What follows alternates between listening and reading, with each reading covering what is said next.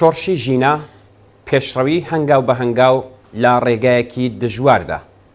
هەڵسەنگاندنی هاوبەشی ڕێکخراوی کرێکارانی شۆڕشگێڕی ئێران، ڕاهی کاریگەر و حیزبی کۆمونیستی ئێران. ئاخێزی شۆڕشگێڕانەی ژینە قورس و قایم هەنگاو بە هەنگاو بەرەو پێش دەچێت. سیمای شارەکانی وڵات لە ئەنجامی نافەرمانیەکی مەدەنی جێگەی ستایش و جەماوەری ژنان و لاوانی وڵات بە تەواوی گۆڕدراوە. ئەو زوڵفە جوان و پەرێشانانەی کە بەدەم باوە دەشەکێنەوە تەنیا تایبەت بە شەقامەکانی باکووری تاران نییە، بەڵکو لە شەقامەکانی باشووری پایتەخت و شارە گەورە و بچووکەکانیشدا ژنان و لاوان شادەماری ژیانی شاریان بەدەستەوە گرتووە. لە بەرامبەر ئەم پێشڕەویە درەوشاوەی بزوتنەوەی جەماوەریدا، حکوومەتی فاشیستی ئاینی بە پلان و پرۆژەی بەیاساییکردنی حیجاب و جەریمەی قورس و لە ڕاددەبەدەر بە ئاشکرا شەڕی لە دژی ئەم بزوتنەوە بەهێزە ڕاگەیاندووە و بە دەست بەسەرکردنی بەربڵاوی خوێندکاران، مامۆستایان، کرێکاران، چالاکانی بواری مافی ژنان و نەتەوەکان، ژینگە پارێزان و داکۆکیکارانی مافی منداڵان و بنەماڵە سەربەرزەکانی گیانبەخت کردووان هەوڵ دەدەن بەرەو پێشچوونی ئەم بزوتنەوە بەهێز و مەدەنیە بگرن.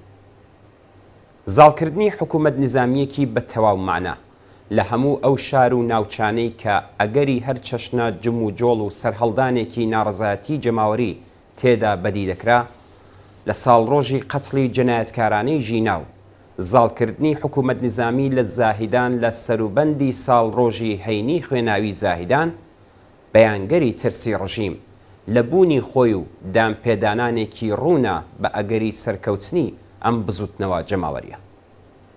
بەڵام سەرڕای بوونی حکوومەت نظامی لە بەلوچستان، ڕێپێوان و ناڕزایەتی بەربڵاو لە زاهیدان و خاش نیشانیدا کە خەڵکی ئەو ناوچەیەش هیچ باکیان لە حکوومەت نظامی ڕژیم نەبووە. سەرڕای هەموو ئەمانش ئەزمونەکانی یەک ساڵی ڕابردوو جگە لە دەستکەوتە درەوشاوەکانی بزوتنەوەی شۆڕشگێڕانەی ژینە، کەم و کوڕی و خاڵە لاوازەکانی ئەم بزوتنەوە شۆڕشگێڕانەیەش دەردەخات. چاوخشانێک بەم بابەتانەدا دەتوانێت لە پێناو بەرەو پێشچوونی ئەم ئاخێزە شۆڕشگێڕانەیە و بەردەوامبوونی شێلگیرانەیدا بەسوود بێت. یەکەم، شۆڕشی ژن ژیان ئازادی شۆڕشێکی فەرەڕەهەند و خاوەن هێز و داواکاری فەرەچەشنە. ئەمە شۆڕشێکە کە هەنگاو بە هەنگاو بەرەو پێشەوە دەچێت. ئەم بزوتنەوە شۆڕشگێڕانەیە خاوەنی ڕێبەریەکی یەکدەست و یەکگرتوو نییە. دیارە بۆ ئەوەی ئەم شۆڕشە فەرەنگیەی کە لە کۆمەلگادا پێک هاتووە ببێت بە شۆڕشێکی خاوەن بنچینەی کۆمەڵایەتی و هەمەلایەنە و تەنانەت بۆ گۆڕینی پێکهاتەی سیاسی دەسەڵات، پێویستی بێ ئەملاو ئەولای با ڕێبەریەکی یەکدەست و یەکگرتوو هەیە بە مەبەستی هەماهەنگکردن و ڕێخستنی هەرچی زیاتری کار و تێکۆشانی شۆڕشگێڕانە. لە شەپۆلی یەکەمی شۆڕشەکەدا زۆرێک لە هێزەکانی دەرەوەی وڵات یان هێز و ڕەوتەکانی سەر بە زلهێزە دەرەکیەکان هەوڵێکی زۆریاندا بۆ ئەوەی ڕێبەریەکی یەکدەست لە دەرەوەی وڵات دروست بکەن.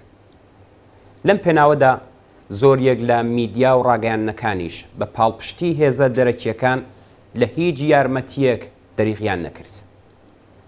بەڵام بەرەو پێشچوونی هەنگاو بە هەنگاو و ڕوو لە قوڵبوونەوەی ئەم بزوتنەوە شۆڕشگێڕانەی کە هەڵگری کۆمەڵێک داخوازی ڕوون و ئاشکرای فەرهەنگی، کۆمەڵایەتی، ئابووری و چینایەتیە، ئەم ئەڵتەرناتیڤە بێبنەما و دوور لە واقعیەتانەی ڕۆژی بزوتنەوەی شۆڕشگێڕانەی ئێرانی زۆر زوو ڕسوا و لە مەیدان بەدەرکرد.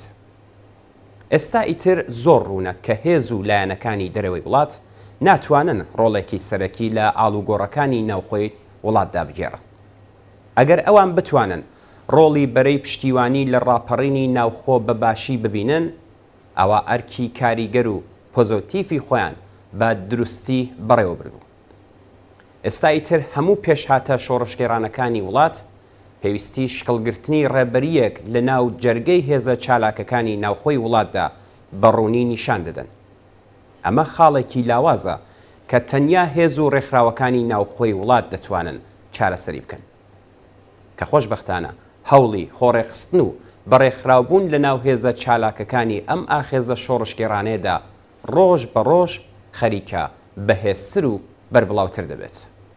بەڵام هێشتا مەودایەکی زۆرمان ماوە بۆ گەیشتن بە پێک هاتنی ناوەندێکی ڕێبەری و هەماهەنگکردنی ئەم ئاخێزە شۆڕشگێڕانەیە. دووهەم، بزوتنەوەی شۆڕشگێڕانەی خەڵکی ئێران لەگەڵ دەسەڵاتێکی ئیدیۆلۆژیک و کۆنەپارێز بەرەو ڕووەکە بە بەکارهێنانی سەرکوتێکی فاشیستی هەوڵ دەدات بەرەو پێشچوونی ئەم بزوتنەوە شۆڕشگێڕانە بگرێت و ڕێگری بکات لە خۆڕێخستن و پێکهاتنی ڕێبەرەیەکی یەکدەست و ڕێونێنی کار. دەست بەسەرکردنی بەربڵاوی هەڵسوراوانی مەدەنی، کۆمەڵایەتی، سیاسی، خوێندکاری، هونەری، ئەدەبی، فەرهەنگی و ڕۆژنامە نووسان لە سەروبەندی ساڵیادی ئاخێزی شۆڕشگێڕانە و دواتریش هەروەها زەخت و گوشاری زۆر بۆ سەر زیندانیانی سیاسی و پەرەسەندنی سەرکوتی بنەماڵەی دادخوازان، هەمووی ئەمانە نیشانەی ترسی ڕژیم و بەکارهێنانی شێوازەکانی تند و تیژی و سەرکوتکردن. لەم ڕووەوە بزوتنەوەی شۆڕشگێڕانەی خەڵک پێویستە ڕێوشوێن و تاکتیک گەلێکی ئەوتۆ بەکاربێنێت کە بتوانێت ئەو هەوڵ و ڕێوشوێنە سەرکوتگەرانەیە پوچەڵ بکاتەوە. نافەرمانی مەدەنی، نەرمی نواندن لە تاکتیکی خەباتکارانە و بە ئامانجگرتنی پێشڕەوی زیاتر و زیانی کەمتر دەتوانێت ئیمکانی سەرکوتی فاشیستی ڕژیم تا ڕادەیەکی زۆر کەم بکاتەوە. خەباتێکی مەدەنی و درێژخایانی کە بتوانێت هێزەکانی دژمن زەمینگیر بکات و توانایی مانۆڕدانیان سنووردار بکات، سەرەکی ترین مێحوەری تاکتیکێکە و هۆکارێکە بۆ ئەوەی ڕژیم لە ناو خۆدا تووشی لێک ترازام بکات و سەرنجام بەرەو داڕمان و لە ناوچوونی بات. سێهەم، هەوڵ و ڕێوشوێنە سەرکوتگەریەکانی ڕژیم و وەڕێخستنی شەڕێکی فەرهەنگی لەگەڵ چین و توێژە جۆراوجۆرەکانی کۆمەلگا بە تایبەتی لە دژی ژنان وەک نیوەی دانیشتوانی وڵات بۆتە هۆی شکڵگرتنی بزوتنەوەیەکی بەرینی کۆمەڵایەتی لە دژی دەسەڵات.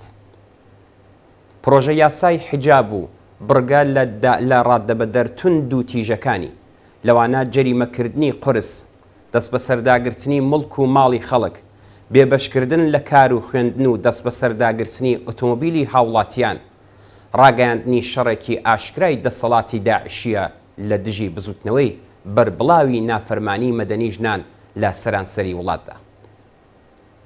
ڕوبەڕووبوونەوە فەرهەنگی و مەدەنیەکانی دەسەڵاتی کۆنەپەرستی ئاینی بەشی هەرە زۆری کۆمەڵگای بەڕادەیەک تووڕە و بێزار کردووە کە پتانسیەلی سەرهەڵدانی ناڕزایەتیەکی جەماوەری ئێجگار بەهێز کردووە. بەڵام ڕێک لە بارودۆخێکدا کە چین و توێژە مامناوەندەکانی کۆمەلگا بە تایبەت ژنان و لاوان شۆڕشێکی بە تەواومانایان لە دژی دەسەڵات دەست پێ کردووە. خەبات و ناڕزایەتیە ئابووری و چینایەتیەکان زۆر بە هێواشی بەرەو پێش دەچێت. قەیرانی ئابووری لە ڕاددەبەدەر، ترس لە بێکاربوون، گوشارەکانی سەرچاوەگرت و لە خەمینان و بژێوی ژیان وای کردووە کە ئەم خەباتانە زۆر بە پارێزەوە هەنگاو بنێ. ئێستا زۆرێک لە بەشەکانی بزوتنەوەی کرێکاری لە زۆر حاڵەتدا لە ترسی داخرانی ناوەندەکانی بەرهەمهێنان، لە ترسی بێکاربوون و لە ترسی لە دەستدانی ئەم سەرچاوە کەمەی بژێوی ژیانیان ناچارن بە وریایی و بە پارێزەوە هەنگاو هەڵبگرن. بەڵام بەم حاڵەشەوە دەرفەتێکی مێژووی ڕەخساوە بۆ ئەوەی ئەم بەشە لە خەباتی چینایەتی زیاتر لەسەر پرسی خۆڕێخستن تەرکیز بکەن، لەبەر ئەوەی ڕێکخراوبوونی سربەخۆ ڕەمزی بەهێزبوونی ئەم بزوتنەوەیە. ئەم جیاوازیە لە ڕیتمی بەرەو پێشچوونی خەباتی ئابووری چینایەتی لەگەڵ خەباتی مەدەنی فەرهەنگی یەکێکی دیکەیە لە کێشە و ئاڵنگەریەکانی بەردەم ئەم بزوتنەوە شۆڕشگێڕانە. کەمبوونەوەی ڕێژەی بزوتنەوە ناڕزایەتیە ئابووری بژێویەکان لە گەرمەی بزوتنەوەی شۆڕشگێڕانەی ژینادا بەردەوام ئەو پرسیارەی دەهێنا گۆڕێک کە بۆچی وایە؟ بۆچی بەشی خۆڵەمێشی کۆمەلگا ژنان و لاوانیان بەتەنیا هێشۆتەوە؟ ئێستا ڕوونتر دەتوانین ئەم جیاوازیەی نێوان خەباتی توێژە جۆراوجۆرەکان شەن و کەو بکەین و لەی تێبگەین و بە دوای ڕێگاکانی هەنگاو هەواهەنگکردن و لێک نزیک بوونەوەیاندا بگەڕین. ئاشکرایە کە ڕاکێشانی خەباتی جەماوەری بەرەو گەڕەکەکان و ڕێخستنی گەڕەکەکان لە بزوتنەوەی ناڕەزایەتیدا دەتوانێت ئەڵقەیەکی بەهێز بێت بۆ لێکگرێدانی بزوتنەوەی مەدەنی فەرهەنگی لەگەڵ بزوتنەوەی ئابووری بژێوی. جگە لە ناوەندەکانی کار لە شوێنەکانی تر و لەو گەڕەکانش کە هەمووان بوونیان هەیە دەتوانرێت یەکگرتووی و پەیوەندی پێویست بۆ چارەسەرکردنی ئەم گرفت و ئاڵنگاریانە پێکهێنرێت. چوارم، چاوخشانێک بەسەر خەباتی مەدەنی فەرهەنگی و چینایەتی ئابووریدا ئەوەمان بۆ دەردەخات کە ئێستا ئیتر داواکاریەکانی بزوتنەوەکە ڕوونتر و وردبینانەتر دیاری دەکرێن. دوورکەوتنەوە لە ئاین و بێمتمانەیی بە دەسەڵاتی ئاینی و بانگەشەکارانی ئاینی و هەروەها مەیلی بەرەو سکۆلاریزم چوونی جەماوەر لە خوارەوە ڕێگەی بۆ یەکسانی مافی ژنان و پیاوان لە هەموو بوارەکاندا خۆش کردووە. ئێستا ئیتر ناکرێت بیر لە دەسەڵاتێکی سیاسی بکرێتەوە کە تێیدا ژنان ڕۆڵی کارا و سەرەکیان نەبێت. نەتەوەستەم لێکراوەکان ڕۆڵی بەرچاوی تێدا نەجێڕن. چین و توێژە هەژارەکانی کۆمەلگا دەوری چارە نووسسازی تێدا نەبین و حیزب و ڕێکخراوەکان و مافی ئازادی بێ ئەملا و ئەولای ڕادەربڕین و بیر و باوەڕ تێیدا ڕەچاو نەکرێت. جیا لە بوارە کۆمەڵایەتی و مەدەنیەکان لە بوارەکانی ئابووری و بژێویشدا داواکاریەکانی ئەم ئاخێزە شۆڕشکێڕانە گەلێک ڕوون و ئاشکرا.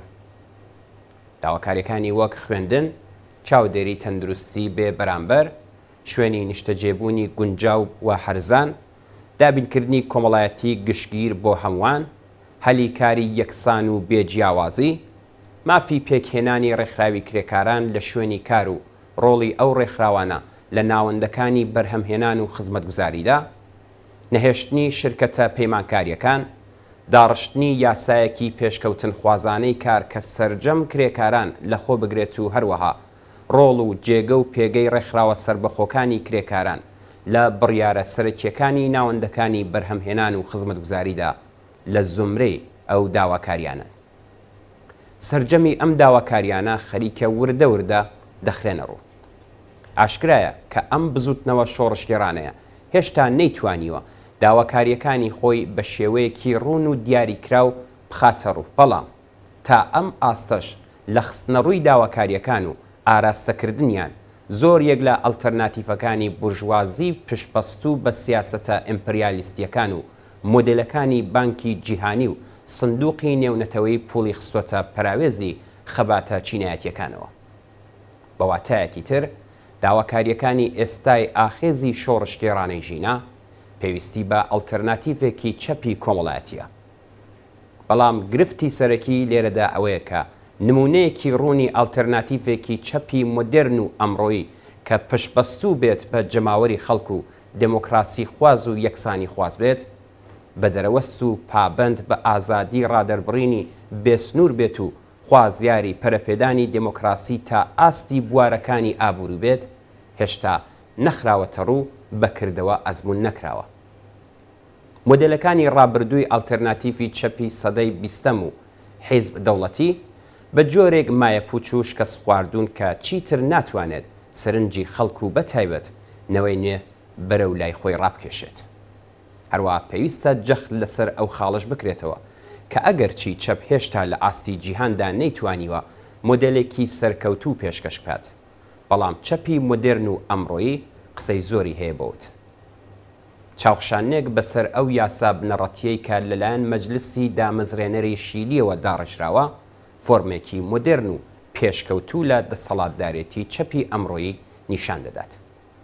هەرچەندە ئەم یاسا بنەڕەتیە بەهۆی پرۆپاگەندەی فریوکارانەی ڕاستڕەوەوە تند ئاژۆکان و هاوپەیمانە ئیمپریالیستیەکانیان نەیتوانی دەنگی زۆرینەی خەڵکی شیلی بەدەستپێنێت، بەڵام بەیانگەری مودێلێکی درەوشاوەیە و دەکرێت لەم جۆرە مودێلانە ئیلهام وەربگرێت.